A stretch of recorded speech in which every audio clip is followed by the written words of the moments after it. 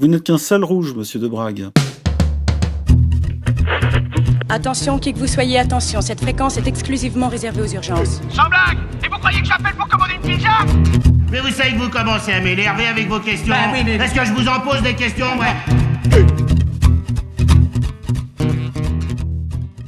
Les relations sino-américaines font l'objet d'une intense spéculation en ce moment. Y a-t-il une guerre entre les États-Unis et la Chine ou, à contrario, Donald Trump et Xi Jinping sont-ils en entente et en collaboration sur les grandes thématiques actuelles et futures? Si vous voulez distinguer le vrai du faux et le pire du meilleur quant à ces questions brûlantes des relations internationales, installez-vous confortablement et mettez-vous à l'écoute de ce 36e numéro d'Only Hebdo. Bonne émission à tous. Des députés de l'opposition hongkongaise évacués de force de l'enceinte du Parlement local. Mis à l'écart après avoir protesté contre la décision de Pékin d'imposer une loi sur la sécurité nationale. Pour les opposants pro-démocratie, c'est un choc, une attaque menée contre l'autonomie du territoire. Connue sous le nom d'article 23, cette législation dite de sûreté nationale est censée punir la trahison, la sédition, la subversion et la sécession. En clair, elle permettrait de doter Hong Kong des moyens de contrôler toute forme de contestation. En 2003, l'exécutif de Hong Kong avait déjà tenté d'introduire ce type de législation. Ce projet avait été abandonné à la suite de vastes manifestations pro-démocratie. Cette fois, c'est Pékin qui l'impose directement sans passer par les autorités locales. Une initiative soutenue par les députés Hong Kong et pro-régime. Pékin ne s'en est pas caché, cette décision intervient en réaction aux manifestations monstres qui ont secoué l'an dernier le territoire. Elles avaient donné lieu à des affrontements violents avec les forces de police. Elles avaient aussi stimulé un mouvement militant en faveur de l'autodétermination de la région. Une ligne rouge pour Pékin.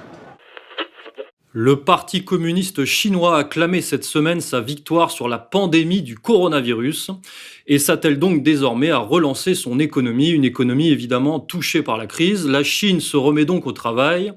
À tous les niveaux d'ailleurs, on va y venir, alors que les pays occidentaux sont eux encore englués, empêtrés dans la, entre guillemets, catastrophe. Et donc au niveau politique, la pression occidentale se relâchant un peu, la marge de manœuvre étant plus importante pour la Chine a décidé de régler certains de ses problèmes, comme celui que représente Hong Kong. Elle a donc déposé cette semaine une proposition de loi dite de sécurité nationale et anti-subversion, pour, disons-le simplement, pour limiter, voire annuler l'ingérence anglo-saxonne dans cette ville qui dépend de la Chine. Alors, Monsieur Corias, on peut peut-être refaire un bref historique sur Hong Kong et ses manifestations très médiatisées.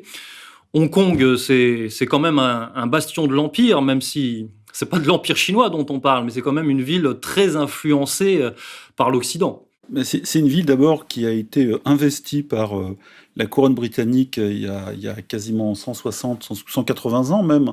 La guerre de l'opium a mené à la victoire de l'Empire britannique sur la Chine. Donc en 1842, je fais ça rapidement parce que c'est important, hein, comme on dit, la politique c'est l'écume de l'histoire, et l'histoire c'est toute la profondeur et toutes les racines de ce qu'on a aujourd'hui. Et Hong Kong a donc été arraché avec un statut très particulier à la Chine. La Chine elle-même est restée dépendante pendant 100 ans des empires, d'abord britanniques, ensuite américains, donc anglo-américains, puis français, etc. Tout le monde a dépecé la Chine et Hong Kong est resté sous domination britannique jusqu'à 1997. Il y avait une jouissance de 100 ans de l'Empire britannique, ou de plus même, sur Hong Kong, et ce territoire a un statut particulier, avec des lois particulières. Et en gros, on disait, la Chine est communiste et dictatoriale, et Hong Kong, c'est un pays ouvert sur le monde, qui est un peu la banque et la finance chinoise. C'est une île de 7 ou 8 millions d'habitants, à cheval entre les deux systèmes, qui permettait à la Chine aussi de faire rentrer des devises, etc., tout en respectant la particularité politique de Hong Kong, c'est-à-dire un pays, je dirais une île plutôt, pas un pays, pardon, c'est pas Taïwan ni Formose, démocratique, avec des élections, et puis on l'a vu donc depuis l'année dernière, des étudiants en colère contre la mainmise croissante de la Chine, parce que de toute façon, que ce soit Xi Jinping ou même Deng Xiaoping, qui lui est mort depuis longtemps, jamais les Chinois ne laisseront Hong Kong avec ce statut bâtard, même si ça les a servis à un moment donné. Mais depuis que la Chine est entrée dans l'OMC et fait partie du grand commerce mondial et la mondialisation, le statut de Hong Kong n'est plus aussi important. Théoriquement, Hong Kong va rester avec ce statut bizarroïde jusqu'en 2047, mais on pense que les Chinois, à l'aube de l'anniversaire de leur grande révolution, c'est-à-dire 1949-2049, vont remettre la main sur Hong Kong, et peut-être même avant ou un peu après sur Taïwan. Et je dis ça sans être pro-chinois ni anti-chinois. Oui, bien sûr. Donc, c'est vrai que donc Hong Kong, c'était une colonie britannique qui est passée sous responsabilité, sous protection chinoise, mais qui, comme vous l'avez dit, elle bénéficie d'un régime administratif particulier. Et puis, il faut le dire, Hong Kong, c'est quand même une place financière en Asie. Et à ce titre, elle n'est pas vraiment indépendante des influences extérieures. Donc, par son histoire et par sa position actuelle, parce qu'elle représente, parce qu'elle incarne actuellement, parce qu'elle l'est actuellement, elle est effectivement sujette à toutes les influences, à toutes les ingérences. On va dire qu'il y a beaucoup de lobbies occidentaux à Hong Kong. D'ailleurs, on a beaucoup parlé ces dernières années ces derniers mois, des manifestations à Hong Kong. Alors, ces manifestations, elles étaient quand même le fait, d'étudiants ou de syndicats anti-gouvernement local, et aussi poussés par des médias. Et on sait très bien que tous ces groupes sont financés notamment par le Royaume-Uni et les États-Unis, qui finalement veulent conserver cette espèce d'État bastion occidental en Asie, Territoire avancé vraiment devant la Chine impériale au sens nouvel empire éventuellement. Il y a trois petites données ou trois petites infos pour aller dans ce sens. Pendant qu'il y avait pas mal de, non pas de révoltes, mais disons de mouvements sociaux en Amérique latine ces derniers temps, par exemple sur l'année 2019, les médias américains ont consacré, je crois, plus de 700 une ou en tout cas articles importants à ce qui se passait à Hong Kong, et seulement quelques dizaines dans l'Amérique latine, sachant qu'en Haïti, il y a eu des émeutes avec plusieurs dizaines de morts, etc. Je parle même pas du reste de l'Amérique latine, où il s'est passé beaucoup de choses, par exemple au Brésil, avec Bolsonaro et compagnie. Et donc Hong Kong focalise l'intérêt américain, l'intérêt non seulement des médias, mais évidemment de tout le pouvoir profond, forcément, puisque c'est une base avancée, on peut le dire, même s'il n'y a pas de militaires américains, n'exagérons pas, de la démocratie ou de l'empire américain, vraiment à la limite de la Chine. Et il y a aussi Taïwan, mais on en reparlera. Et autre chose aussi, il y a quand même plus de 150 000 occidentaux, je compte canadiens, américains et britanniques, qui résident à Hong Kong pour des affaires, pour le travail, mais aussi, on peut l'imaginer, pour des histoires de sécurité.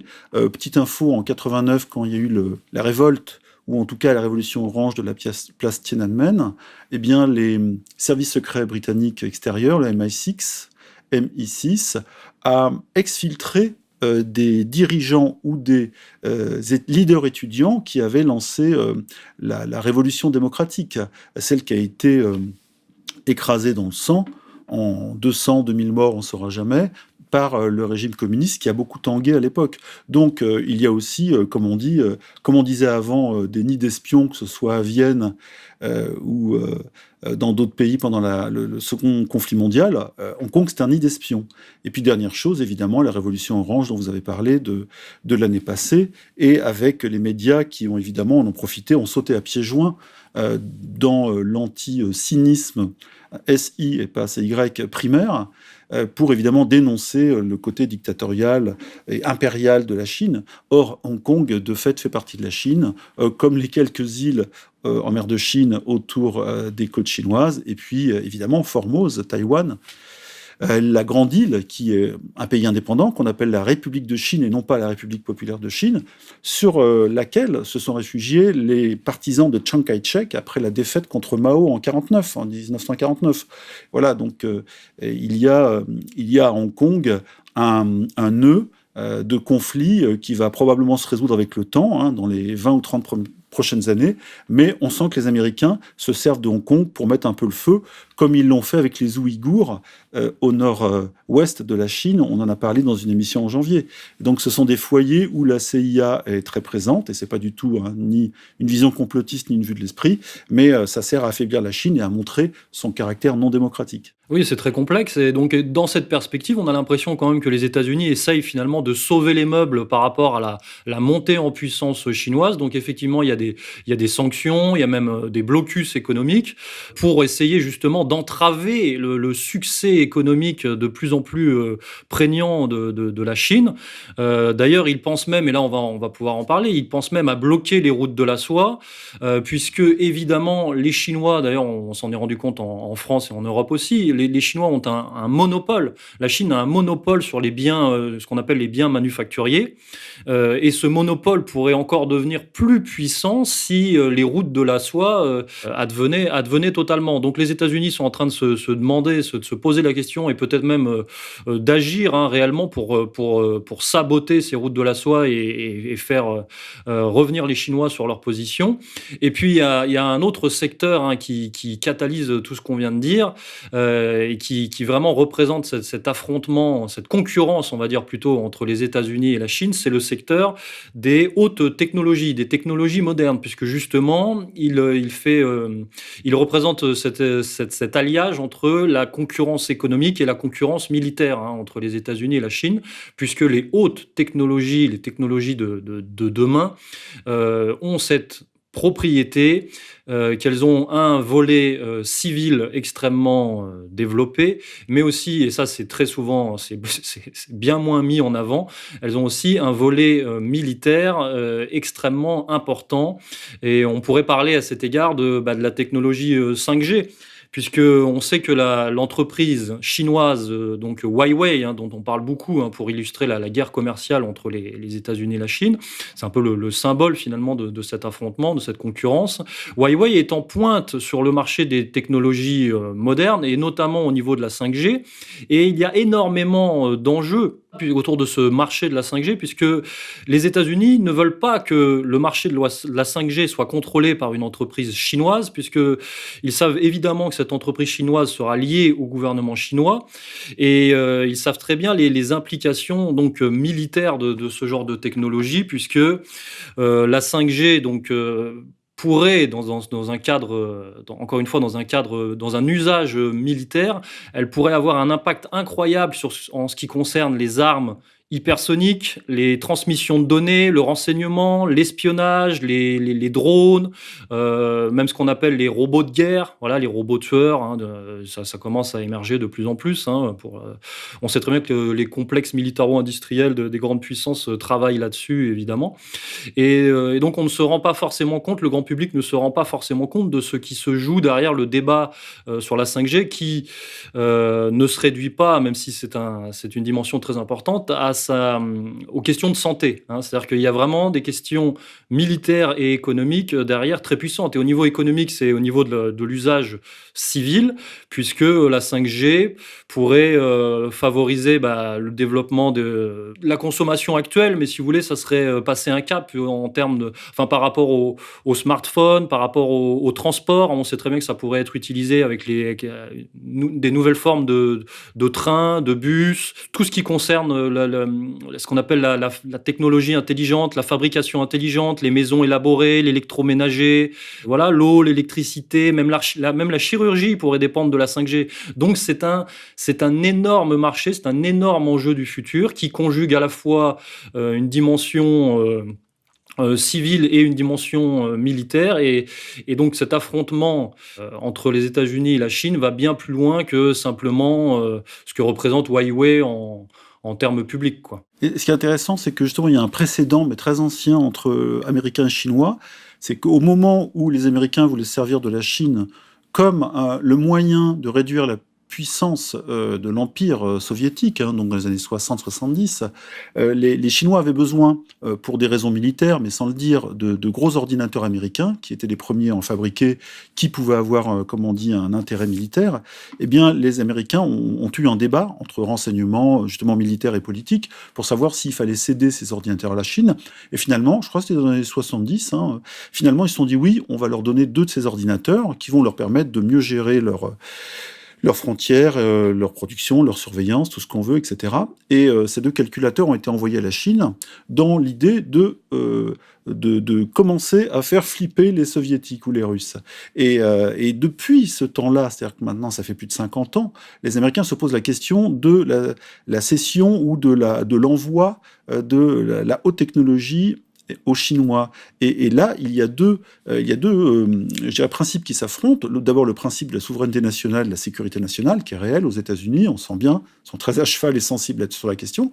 Mais en même temps, il y a le gros business, il y a les multinationales. Et c'est pour ça que même Huntington, qui avait parlé de choc des civilisations, qui en était le théoricien, a dit un jour que le gros business, c'est-à-dire le capitalisme financier américain, s'oppose quasiment maintenant à la souveraineté et à la sécurité nationale. C'est-à-dire que le fait d'avoir cédé, non pas tout, mais une partie de la technologie, la haute technologie américaine, qui pourrait être militarisable aux Chinois, eh bien, ça se retourne contre les Américains. Et les Chinois, même s'ils dépensent beaucoup moins, maintenant je crois qu'ils ont un tiers de dépenses militaires par rapport aux Américains, entre 200 contre 600 milliards de dollars par an, eh bien les Chinois rattrapent à grandes enjambées leur retard dans ce domaine. Et si aujourd'hui ils ont encore besoin de cette technologie, ou s'il y a je dirais un bras de fer technologique entre les deux pays ou les deux empires, eh bien bientôt ça ne sera plus le cas, parce que les Chinois produiront leur propre haute technologie. Et c'est d'ailleurs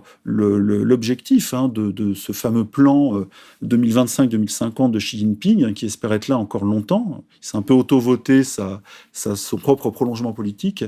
Et donc la Chine, aujourd'hui, évidemment, est en retard technologique par rapport aux Américains. Et aux États-Unis, il y a maintenant deux écoles. C'est est-ce qu'on contrôle la puissance chinoise, comme vous l'avez dit tout à l'heure, par le biais militaire, c'est-à-dire endiguement, pression en mer de Chine, base américaine aéronavale tout autour des îles Spratly et compagnie, Formose, Taïwan, Singapour, ou alors est-ce que on noue des partenariats encore économiques avec eux pour les contrôler? C'est vraiment la grande question aux États-Unis. Les démocrates et les républicains sont quasiment sur la même ligne, mais ils se déchirent eux-mêmes à l'intérieur de ces partis sur les deux options. En même temps, l'option militaire, elle est impossible. Aujourd'hui, personne n'imagine une guerre nucléaire ou même conventionnelle entre les deux grands, mais au niveau économique, les Américains sont perdants à terme, même si aujourd'hui ils sont toujours les plus riches du monde.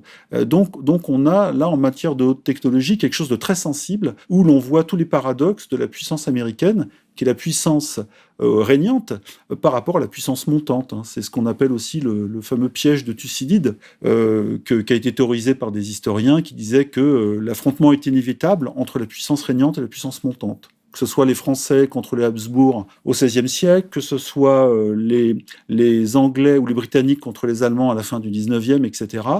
Toujours, il y a cette puissance régnante qui doit faire un choix, soit militaire, soit coopératif, avec la puissance montante.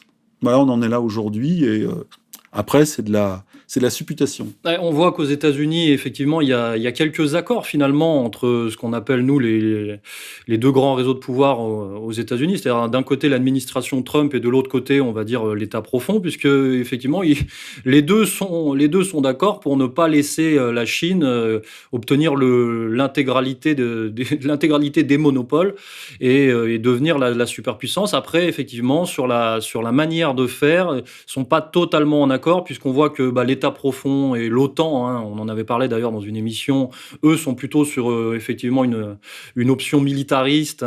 Voilà, la guerre militaire, la guerre économique, ils agissent un peu aussi par anticommunisme primaire à l'égard des Chinois. Alors que l'administration Trump, même s'il y a comme toujours avec Trump, il y a des déclarations, des gesticulations des rhétoriques assez offensives contre les Chinois.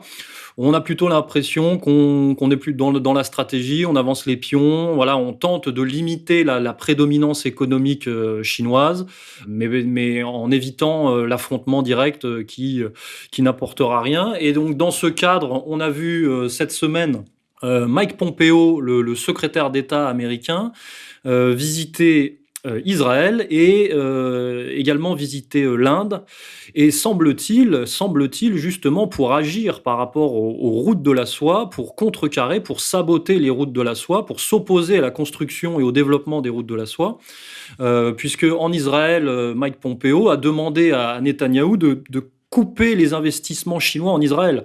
Alors que les investissements chinois en Israël sont, notamment dans le secteur agricole, sont extrêmement forts. Et il semblerait que Mike Pompeo voudrait faire pareil en Égypte.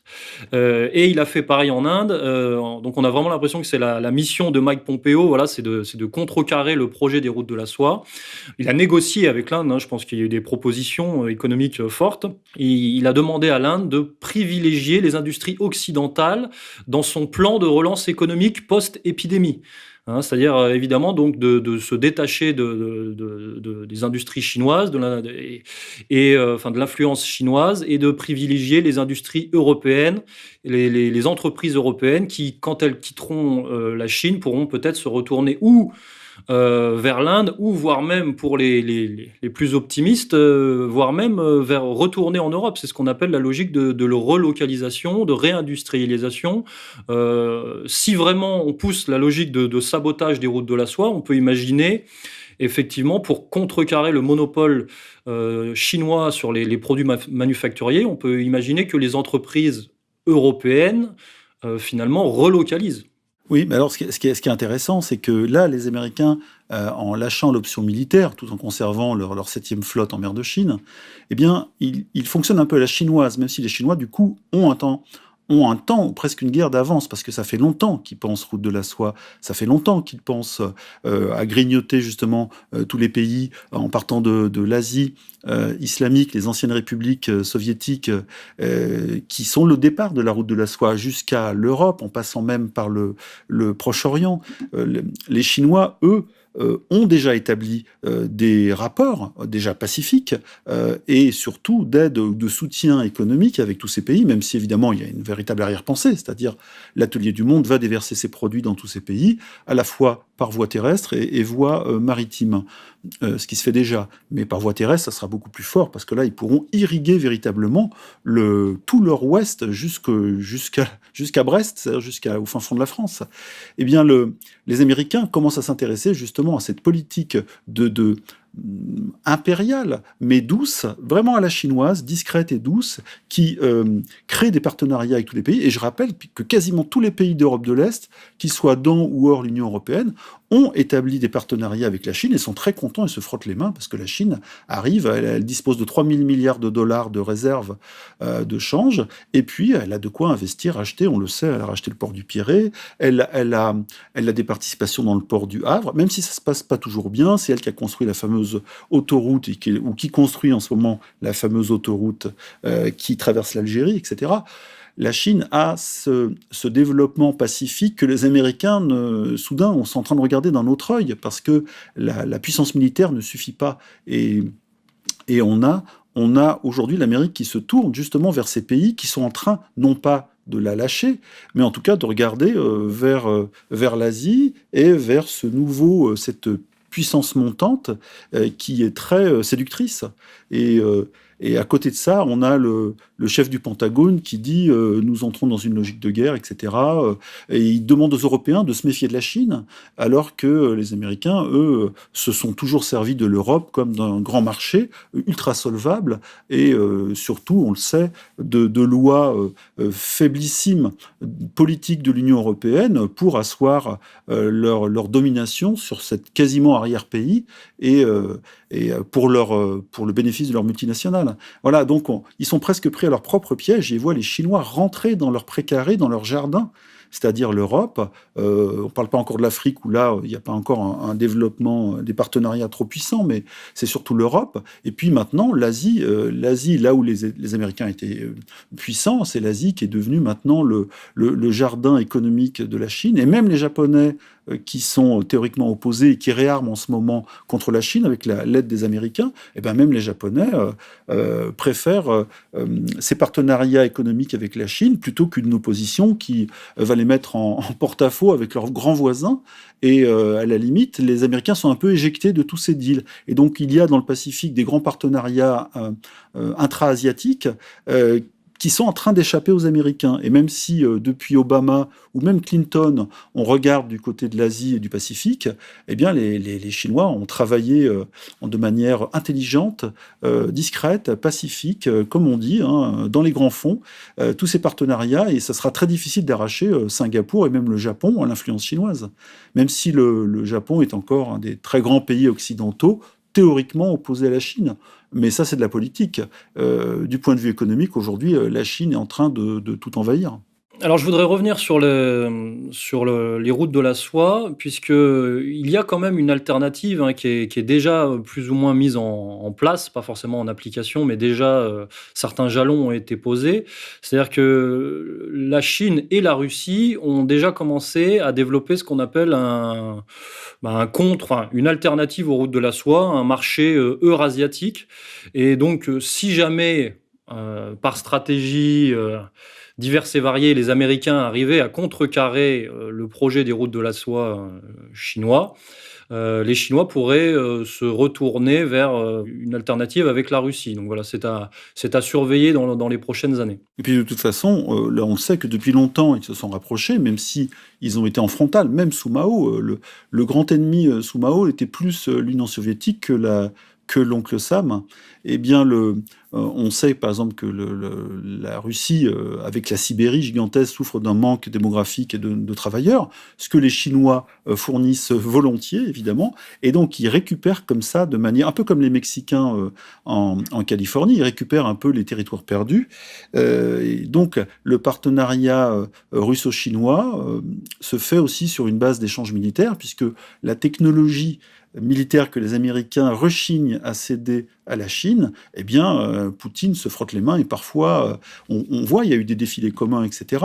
Et on peut penser que en matière justement de missiles hypersoniques ou de nouveaux lanceurs, etc., les Russes mettent toute leur ingéniosité ou ingénierie au service de l'armée chinoise. Alors évidemment pas tout, mais du moment, c'est une façon de rééquilibrer les rapports.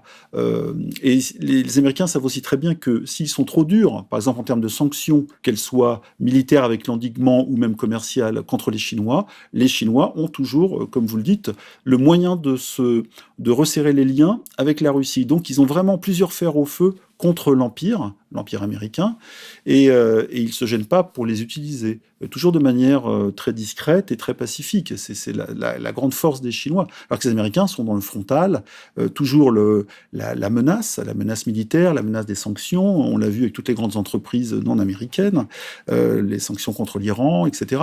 Donc il semble que la méthode américaine soit de moins en moins, comme l'écrivait Bruno Gig sur le site, soit de moins en moins efficace, et que la méthode chinoise, quelle que soit la qualité du pouvoir central chinois communiste, eh bien, commence à gagner de plus en plus de pays. Et Poutine arrive à très bien jouer entre ces deux super grands économiques, ce que la Russie n'est pas. C'est pas un super grand économique, mais c'est un super grand militaire. Voilà, donc le jeu entre ces trois super grands est subtil et a des variations et des tendances. Et puis, comme vous l'avez dit tout à l'heure, il y a l'Inde qui commence à rentrer dans le grand jeu, parce que l'Inde, ce que veulent faire les Américains avec l'Inde, c'est tout simple, c'est ce que Nixon a fait avec la Chine en 72. C'est tout simplement remballer les multinationales américaines et les faire venir en Inde en utilisant tout le talent des travailleurs indiens. Et voilà, c'est peut-être un quatrième grand qui va rentrer sur scène bientôt. Et on voit toujours dans ces histoires que l'Europe n'est pas un super grand. Même si c'est un super grand économique, c'est pas un super grand politique et encore moins militaire. Eh bien, on va se quitter là-dessus, colonel. Au revoir. Chers auditeurs, nous espérons que les véritables enjeux des prochaines années vous apparaissent plus évidents grâce à cette émission. On se retrouve la semaine prochaine, on tient le rythme. J'espère que vous appréciez que nous soyons là tous les lundis pour vous proposer du nettoyage en règle de l'information. De notre côté, on vous remercie de votre soutien. On se retrouve donc la semaine prochaine. Salut à tous.